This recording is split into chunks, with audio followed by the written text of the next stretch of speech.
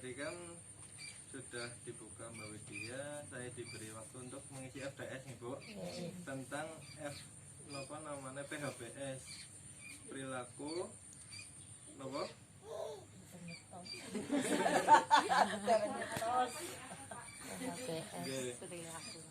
perilaku sehat hidup bersih ya. Perilaku bersih hidup sehat. Balik. Pola hidup sehat, bersih dan sehat. Pola hidup bersih dan sehat ya. Nah, ada beberapa materi tentang PHBS itu, pola hidup bersih dan sehat. Yang pertama itu ada kesakitan pada anak. Termasuk nih kecacingan, karena anak kan ini kan kalau juga dereng gak ada anak ya Bu. Nah, lagi tetosnya belajarnya bareng-bareng. Ngatan. Kalau terkait kalimat dari Mawon kemarin, jadi kesakitan pada anak nih kan, anak itu kan sangat rentan terhadap penyakit nih Bu. Nah, main ke sana kemari, mboten biasa kan anak-anak kan ya buleran omongan kalian kan itu. Nah, ini kan ketika mereka bermain di luar ada penyakit nopo namanya kuman-kuman yang biasa mereka bawa, biasanya kata-kata. Nah, termasuk di situ ada nopo mawon, biasanya anak-anak sakit niku biasanya nopo mawon Bu. Pilek, batuk, demam, panas. Nah, terus wonten cacingan juga biasanya kecacingan. Nah, itu semua itu kan disebabkan dari virus kuman yang mereka bawa di lingkungan sekitar mereka. Sebenarnya termasuk di rumah kita sendiri pun ada nggih. Nah, maka dari itu untuk mencegah semua penyakit tadi itu ibu-ibu semuanya, kita semuanya harus menerapkan pola hidup bersih dan sehat. Contoh menggunakan air mengalir menggunakan air bersih ketika mandi, kesehatan, memasak air minum sampai mendidih sampai matang dalam galon. Sampai harus doyan galon. Apa ora doyan galon? Menapa nek galon kan biasanya wonten sinar ultraviolet. Saged membunuh kuman. Nah, kata-kata. Terus memaling Ibu, hidup bersih dan sehat. Tingkat kesehatan sehari-hari mawon nggih. Cuci tangan nggih. Seniki wali wonten corona nggih, Covid. Dianjurkan dari pemerintah untuk sering mencuci tangan pakai sabun. Gerakannya kepripun? Sampun paham Ibu? Contohkan.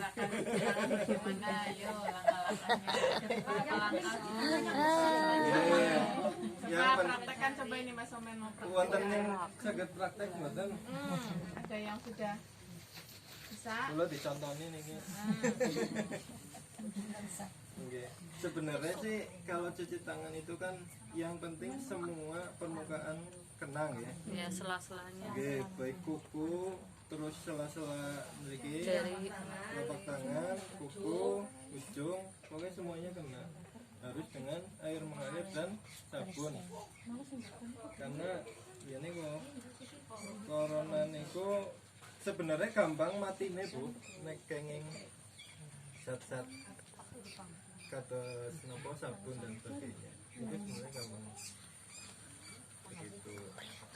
Sebenarnya juga napa namanya physical distancing sebenarnya. Cuman kan berhubung nggak memungkinkan ya, dan new normal ya, yang penting pakai, kalau bisa sih pakai ini Bu, apa namanya ini masker. Niku. Terus napa namanya maling nggih. Terus niki WC-ne dibersih setiap ya mboten tiap hari juga sih. Kalau sudah itu ya kalau bisa tiap hari, kalau niku nggih rutin dibersihkan lah paling enggak. Karena teng WC juga sarang penyakit teng niku. Ramadan. WC wonten tempat pembuangan nggih. Nah, tempat pembuangannya wonten sing caket kali sumur mboten niki. Kata. Caket. Septic tank-e. Oh, spitenge mboten. Oh, mboten nggih. Nggih. Tong balong kula. 5 meter lah. Nggih. Aku sing duwe bebong balong. Ora ketumban. Nggih niku.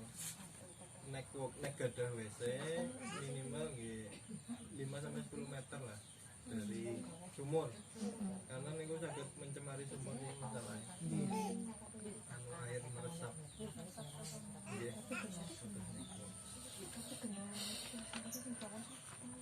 Itu begitu mungkin apa ada tambahan lagi. Nggih. Nah, ini cukup. Ya, paling seperti itu Bu, anu pola PHBS pola itu. Lagi keceletot-celetot Bu. Pola hidup bersih dan sehat. Ya. Heeh. Ini ada niku yang dapat saya sampaikan. Kurang lebihnya mohon maaf. Nanti bisa dituliskan sama Mbak Widya.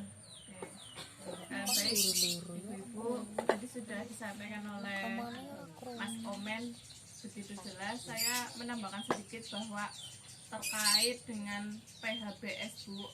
Tadi PHBS apa ya Bu ya? Pola hidup sehat. Hidup bersih, Bersih dan sehat. sehat. Pola hidup bersih dan sehat itu kuncinya satu, adanya kesadaran diri, ya, kesadaran perilaku. Hidup bersih dan sehat itu harus sadar Bu, itu kuncinya. Kenapa? Memang betul itu kaitannya sangat erat sekali. Kenapa kok setiap orang itu harus penting harus sadar bahwa hidup sehat dan bersih itu memang kebutuhan, ya. Karena apa? Itu salah satunya terkait sama yang namanya penyakit menular Bu. Ketika jenengan tidak bisa mengkondisikan lingkungannya kurang sehat, perilakunya kurang sehat. Misalnya contoh kecilnya apa Bu yang enggak kurang sehat? Yang kecilnya aja, dari mulai kebiasaan kita iya betul, orang tahu wisu atau cuci tangan.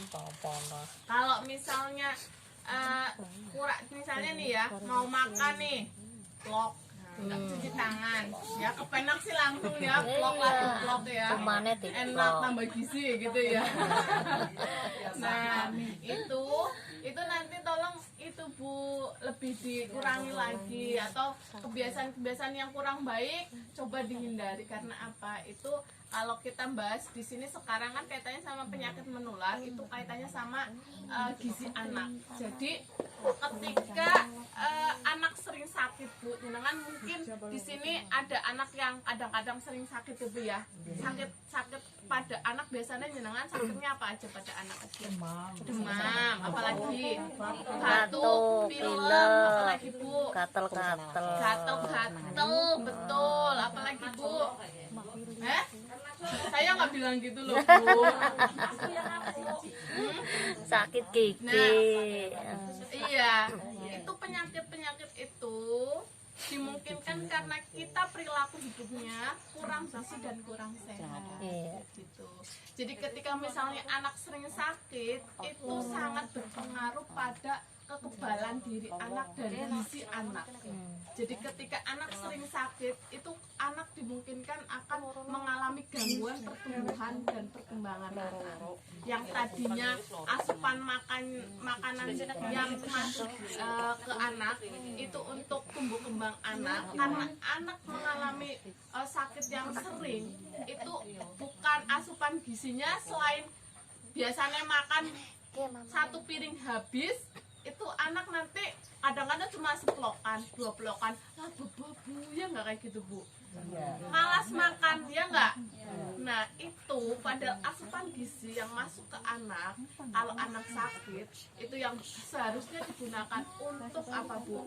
Untuk tumbuh kembang anak, itu digunakan untuk melawan penyakit. Nah, harusnya idealnya anak justru harus makin banyak asupan gizi masuk ke anak. Tetapi pada kenyataan kadang anak beba makan ya bu ya, boro-boro makan muntah, gitu kan. Nah itu yang menyebabkan nanti akibatnya pertama kekebalan anak menurun, yang kedua itu nanti anak itu akan mengalami apa? Penurunan gizi. Nah itu yang harus dihindari bu, karena apa? Ibu mau pengen anaknya sehat, pengen enggak? Anaknya sudah pengen enggak bu? Nah itu semua ibu-ibu di sini kita bareng-bareng belajar. Paling tidak di sini PHBS itu kaitannya sama. Kalau sekarang kan yang corona ya bu ya, itu yang terpenting adalah jenengan kalau pergi-pergi itu jangan lupa pakai masker. Yang kedua rajin cuci tangan sama air yang mengalir ya bu ya. Nah di sini tadi Mas Omen sudah menjelaskan detail, tapi di sini nanti boleh saya menambahkan langkah-langkahnya, ibu-ibu bisa mempraktekkan di rumah. Ada air mengalir, pakai apa ya bu? Sabun cair ya bu ya. Nah sabun cairnya diolesin di sini. Coba ibu-ibu tangannya mana? Nah kayak gini bu. Nah pertamanya punggung tangannya gini nih, 1 ya. Lalu 2 balik, udah. Terus kunci ini juga gini, 1 2.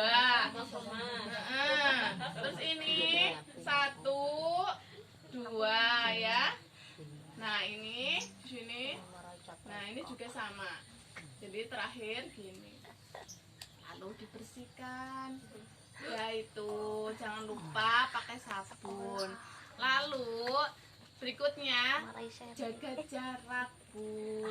Jadi sekarang jaga jarak ya 1 meter, atau kalau bisa new normal itu artinya bukan jenengan wah udah biasa lagi bebas, enggak gitu, ada protokol kesehatannya. Artinya di sini jenengan rajin bawa kalau keluar rumah, selain pakai masker, rajin cuci tangan, syukur-syukur ada apa namanya hand sanitizer. Iya bu, itu dipakai kalau bersinggungan sama orang banyak, atau jenengan habis ke kemana nih keluar rumah, itu harus pakai hand sanitizer ya. Karena ini kaitannya sangat berkaitan sekali. Ketika misalnya anak sering sakit, gangguan perkembangan pasti ada akibatnya. Apa anak misalnya yang tadinya sekolah jadi nggak sekolah ya, atau sekarang kan udah belum ya, kalau SD belum ya. Jadi gitu bu, boleh nggak bu misalnya uang PKH, bantuan PKH digunakan untuk menambah gizi anak kalau yang balita, boleh nggak? Boleh. Memang itu dianjurkan ketika misalnya karena anak ini sering sakit, jenengan dapat bantuan PKH, boleh ditambahkan protein yang tadinya mungkin kemampuan finansial panjenengan di sini. Misalnya 1 bulan biasanya jatah untuk apa makan berapa bu kalau boleh tahu? 10.000 berapa bu?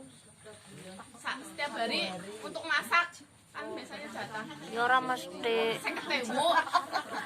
Oh. Berapa bu? Ya namanya kan orang beda-beda ya bu ya. Nah ini misalnya nih, oh iya ya saya kayaknya di Dum-Dum nggak cukup untuk beli tempe, untuk beli tahu, ya uang PKH digunakan untuk menambah protein untuk anaknya biar gizinya lebih baik. Boleh apa enggak? Boleh. Hah? Apa? Jangan-jangan langsung belanja Meng LB, Bu? Iya. Mau lah belanja borong Meng LB ke? Wis apa PKH ke? Pada Meng LB ke? Cepet banget ke? Nggak nyampe ke RB di rumahnya Mbak Ulfa aja. Lah iya, di rumahnya Mbak Ulfa, dina BPNT ya. Kalau kurang salaman Beras tok. udah, apalagi daging udah, apalagi buah Salaman udah. tok, Cek. Mau komplit banget, Bu. Kemarin buahnya pir, oke ya, buahnya bagus ya. Ya. Ayamnya udah, ya enggak? Nah, itu yang untuk PKH uang itu bisa difungsikan untuk misalnya nih, oh iya tasnya anak saya udah kurang layak ya, boleh Bu dibelikan. Emang itu digunakan untuk kebutuhan anak, gitu ya Bu. Aja nggo tuku kerudunge ibune bae ya Bu.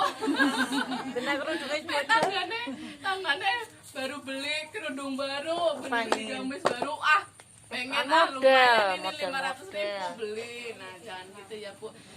Kemarin kan kita udah belajar tentang kebutuhan dan keinginan. Yang lebih diprioritaskan adalah kebutuhan. Gitu ya Bu ya. Di sini ada yang hamil Bu. Anaknya nggak Ada yang hamil enggak? Ada yang sambil Nah, ini perilaku untuk mencuci tangan itu yang perlu pembiasaan. Yang pertama pada anak dibiasakan kalau keluar rumah itu pakai alas Antenanya kaki dia ambil mobil. ya, agar terhindar dari apa ngomong karpet dan baking. penyakit menular. Contohnya misalnya cacingan. Nah, Oke. kalau misalnya cuci tangan, kebiasaan waktu-waktu momentum yang tepat apa aja kalau cuci tangan Bu biasanya? Gimana? Oh, makan. Madam. Sebelum dan sesudah makan. Apalagi Bu? Betul. Apalagi Bu? Sebelum dan sesudah buang air besar atau buang air kecil. Apalagi Bu? Ayo, udah 2 nih. Apalagi ada 6. Habis pergi. Apalagi ayo. Yang ketiga, Bu, ini kebiasaan loh Bu. Habis sebelum mengolah makanan dan menghidangkan sebelum makanan masak. juga harus cuci tangan. Oke, apalagi sebelum menyusui dan sesudah menyusui kalau ibu hamil itu juga harus cuci tangan Bu, ya enggak? Nah, apalagi anak mau pintar. menyuapi anak balita itu juga harus cuci tangan. Apalagi Bu? Satu lagi. Kalau habis megang binatang unggas ataupun itu ya kadang-kadang kan megang-megangnya Bu ya. Nah itu juga harus cuci tangan gitu. Jadi memang perilaku hidup bersih dan sehat itu dimulai dari kita sendiri, kesadaran diri kita. Intinya kuncinya itu Bu, PHBS itu apapun itu. Jadi kita tuh butuh bersih dan sehat itu. Karena apa? Ketika kita enggak bersih, enggak sehat, timbul penyakit, apalagi namanya penyakit menular kan tadi dibahas ada diare, ada cacingan, ada malaria. Kalau untuk yang diare ini itu biasakan anak itu mengkonsumsi gizi yang seimbang, yang cukup. Nah, uang bantuan itu bisa difungsikan untuk menambah gizi anak. Nah, yang kedua, pastikan kebersihan alat-alat peralatan makan itu harus bersih. Kalau minum pakai air yang mendidih atau sekarang kan pada air galon ya enggak apa-apa itu. Lalu apalagi Bu? Apalagi? Dan yang lain-lain. Jadi monggo nanti Ibu di sini harapan kami nanti anak-anaknya bisa tumbuh dengan sehat. Anak-anaknya nanti bisa cerdas dan tumbuh dengan normal, tingginya normal, tidak stunting. Apa itu stunting? Jadi Hah? Tinggi setengah tiang. Cacingan. Mandan anak bu yang misalnya umurnya nggak sesuai, tingginya nggak sesuai umur. Mandan pendek. Ya saya kan nggak bilang begitu ya. Foto deh. Ya bareng-bareng lah nanti. Monggo kita di sini kalau misalnya mumpung ada Mas Omen ataupun saya, kita berdiskusi bareng. Namanya orang ya Bu ya, saya juga sambil belajar sama Mas Omen. Jenengan juga belajar. Jadi ketika misalnya kita ada yang perlu didiskusikan ya monggo. Ibu mau menyampaikan apa sama kita ya monggo. Kalau kita bisa jawab ya kita jawab. Kalau enggak ya nanti kalau nggak bisa jawab ya gimana Mas Omen? Amin. Kan kita kan? Monggo. Jelas ya Bu ya. PHBS itu ya Bu ya. Ini adalah kesadaran di rajin mencuci tangan gitu. Ada lagi monggo.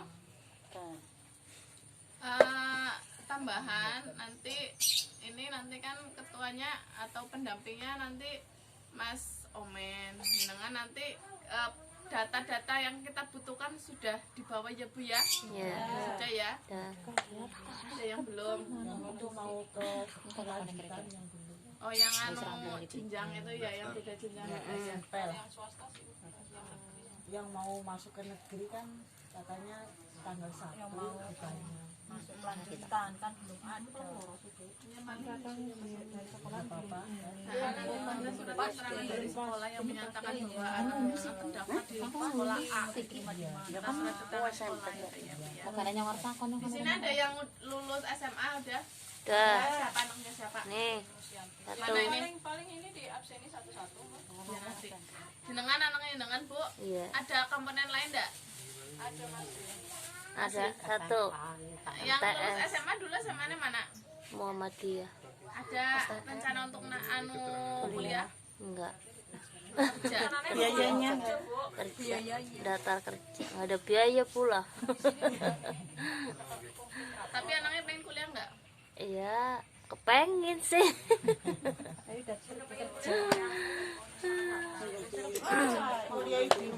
Biaya ya lah. Ya bisa aja lah. Ya. Udah Mbak, nanti mandi aja Mbak. Yes.